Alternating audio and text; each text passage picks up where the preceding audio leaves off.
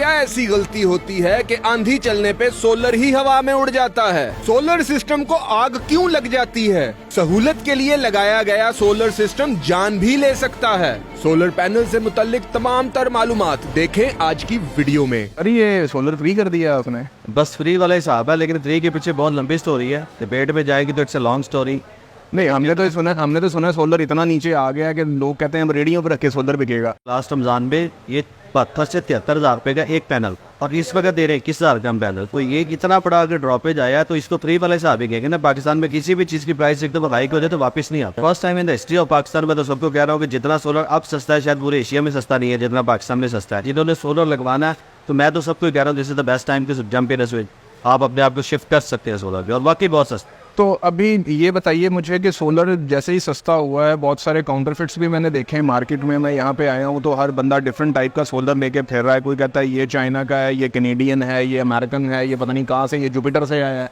ठीक है, अच्छा, हर दुकानदार अपनी वो कहानी सुनाने लगा हुआ है। तो ओरिजिनल अगर सोलर पैनल लेना है जिसकी एफिशिएंसी भी अच्छी हो, आप कौन सा रिकमेंड करते हैं कि हमें किस वाले सोलर पैनल पे जाना है? टाइम के साथ साथ टेक्नोलॉजी चेंज होती है। पहले जो आज से अगर 6 महीने पीछे चले जाए तो ये पी टाइप टेक था, पी टाइप टेक्नोलॉजी बोलते थे। उसमें जो उसकी वॉटेज थी वो 450 वाट से लेके 550 वाट तक के पैनल आ रहे थे। कंपनीज की बात करेंगे तो कंपनीज उसमें जिनको भी है, कैनेडियन भी है, लॉन्जी भी है, जे भी है, प्रोनस भी है, मतलब ये डिफरेंट किस्म के ब्रांड है जो, लेकिन ये सारे मेड इन चाइना है। ये जो आप जर्मनी का कह रहे हैं या कनाडा का कह रहे हैं तो ये कैनेडियन ब्रांड का नाम है, कनाडा से आ नहीं रहा। कैनेडियन ब्रांड नेम है ये भी चाइना का। बेसिकली देखिए, जितने भी सोलर पैनल है, जितने में सोलर इन्वर्टर है, जितने भी इवन के इस वक्त हम कह सकते हैं कोई भी चीज़ इलेक्ट्रॉनिक की है वो मेड इन चाइना ही है, वो चाइना ओरिजिन ही है। कोई चीज़ इंग्लैंड से आ जाएगी या जर्मन से आ जाएगी, नहीं वो तो बहुत कॉस्टली हो ना, तो वो तो आउट ऑफ द बजट हो जाएगा। तो अब मुझे बताएं कि ये कितनी देर में आप ये पूरा गोदाम जो भरा होता है खत्म? ये सुबह गोदाम आपके आने से पहले भरा हुआ था, ये रात को फिर भर जाएगा और ये शाम से पहले खाली हो जाएगा। अभी भी मैं देख रहा हूँ कि मैं आपसे बात कर रहा हूँ और लोग रुक नहीं रहे, लोग कह रहे हैं भाई ले जाओ सेल लग गई। अभी गवर्नमेंट ने ये कहा है कि 90% गवर्नमेंट पे करेगी और 10%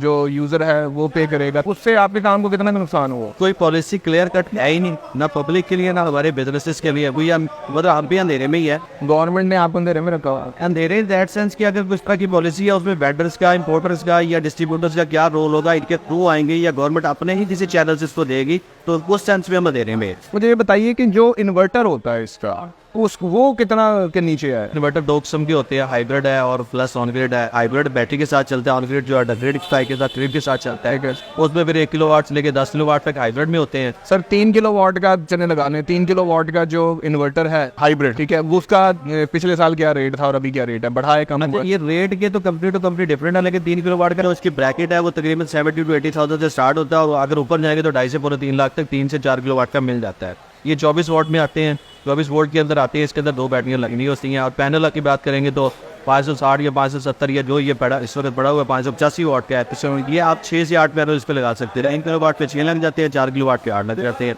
और सर मुझे ये मैं पीछे देख रहा हूँ आपके पास ये काफ़ी सारे इन्वर्टर्स भी पड़े हुए हैं, तो आप इन्वर्टर्स वगैरह भी मंगवाते हैं, तो इसमें अगर किसी यूज़र ने इन्वर्टर खरीदना है तो वो क्या चीज़ देखे? क्योंकि मैंने मार्केट में ये भी देखा है कि लोग अपने भी यहाँ पर देसी भी बनाई जा रहे हैं। ये देसी बना ली, लेकिन टेक्नोलॉजी तो वो नहीं होगी ना जो इम्पोर्टेड हो, उसका फिर डिजास्टर भी होते हैं, फिर आगे हादसा भी होते हैं। लेकिन अगर टेक्नोलॉजी की बात करें वो उसके लिए नुकसान नहीं है। सोलर अक्सर लोगों ने इंस्टॉल किया होता है और मैंने ये देखा है कि उसको आग लग जाती है। कुछ लोग मरे भी हैं सोलर की वजह से, सोलर का बैक करंट लग जाता है कुछ इस तरह।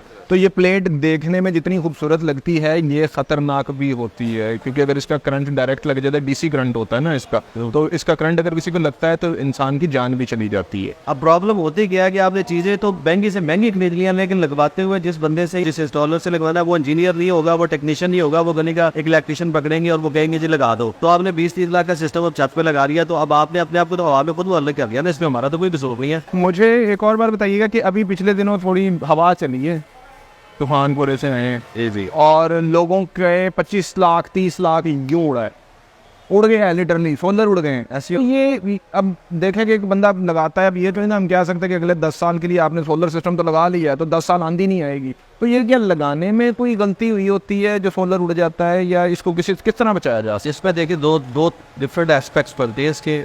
जो तूफान है, जो कोई भी डिजास्टर है दुनिया में, आप उससे नहीं बच सकते उसमें। फिर हमारे पाकिस्तान में कौन सा टॉर्नेडो आ रहा है? बस एक आध कोई आंधी तूफान आ जाता है कभी, या बारिश हो जाती है, एक मीडियोकर किस्म का हमारा यहाँ पे वेदर कंडीशन होती है, कोई बहुत कैटास्ट्रॉफिक किस्म की हमारी नहीं होती।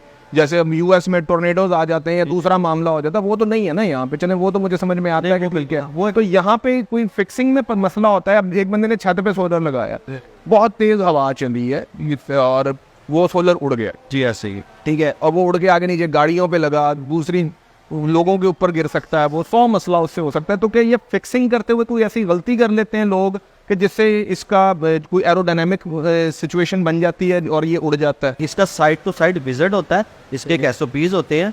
देखिए वैक्यूम आता है, जब कोई भी अंधेरी या तेज हवा आएगी तो आपने वैक्यूम ब्रेक करना होगा। बिल्कुल बिल्कुल। अगर आपने पूरा स्ट्रक्चर 20 पैनल का, 50 पैनल का, 100 पैनल का, मेरा तो 700 का भी एक जगह लग रहा है, वो एक लाइन में लग रहा है, तो अगर पीछे से हवा या अंधेरी आ रही है तो आपने उस वैक्यूम को ब्रेक करना है।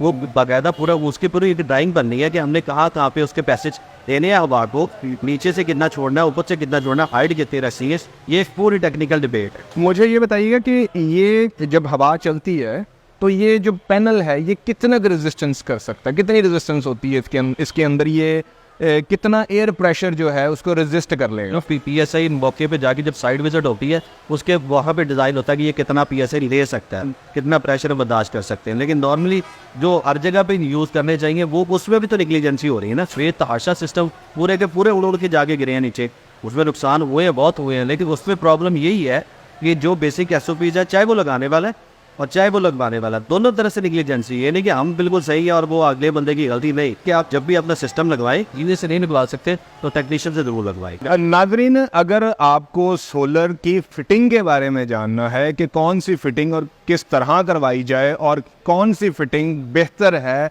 जो एक्चुअल तरीका है वो क्या है, अगर आप ये भी जानना चाहते हैं तो मुझे कमेंट्स में बताइएगा। मैं जनाब से दोबारा रिक्वेस्ट करूंगा और फिर जिस साइट पे सोलर इंस्टॉल हो रहा होगा मैं वो भी आपको दिखाऊंगा। सर मुझे एक बात बताइएगा कि अक्सर आग लग जाती है सोलर को, मेन रीज़न क्या होती है? जो भी सोलर सिस्टम या इन्वर्टर लगाते हैं उसके साथ पूरा एक डेकर सिस्टम, पूरा एक DP बॉक्स, जिस डिस्ट्रीब्यूशन बॉक्स में वो तो आम लगा होता है। अच्छा, अक्सर उसी बॉक्स को ही आग लगती है, उसके अंदर एक ब्रेकर होता है जो आग पकड़ता है, और अक्सर लोग वो लगाते हैं, उसके साथ फायर वाली बॉल भी लगाते हैं, ठीक है, और वो फायर बॉल जो है वो कोई काम नहीं करती, वो हाँ जब आग लग जाती है तब वो काम नहीं करती, बाद में वो कहती है कि सॉरी, ऐसे ही है। अच्छा, इसमें भी ये है कि ये जो ब्रेकर्स है ना, बेसिकली पाकिस्तान में अगेन ये मैटर डिसेप्ट है आपकी प्राइसिंग के साथ। नॉर्मली जो DP बॉक्स एक हाइब्रिड सिस्टम के साथ लगाया जाता है वो 15 से 20 हज़ार का बन जाता है। अगर आप इसका ओरिजिनल ब्रेकर बॉक्स बनाएंगे तो वो 50 से 60 हज़ार से लेके 80 हज़ार तक आना है। तो कस्टमर कहते हैं यार इतना महंगा ना था, ये लगा दो। कस्टमर 40,000 रुपए बचाने के लिए अपना 5 लाख का सिस्टम उड़ा लेता है, बस ये प्रॉब्लम है।